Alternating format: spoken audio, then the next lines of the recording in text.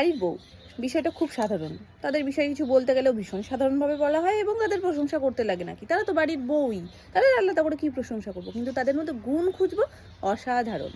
মানে মা দুর্গার মতন 10 হাতে কাজ করবে, মা লক্ষ্মীর মতন চুপচাপ একদম নিরীহ শান্ত হয়ে বসে থাকবে। আর সরস্বতীর গুণও লাগবে, বিদ্যা বুদ্ধি একদম ঠিকঠাক থাকবে, সবার সাথে ওঠা বসা সব রকম সমাজে গিয়ে ঠিকঠাক ভাবে চলতে পারবে। মা অন্নপূর্ণাই বা বাদ যায় কেন? তার গুণও লাগবে বাড়ির লোকের জন্য, শুধু বাইরের লোকের জন্য না। বাইরের লোককে অত খাওয়াতে দাওয়াতে হবে না, ঘরের লোককে সুন্দর করে খাওয়াও, সব সময় নিজে না খেয়েও খাওয়াও।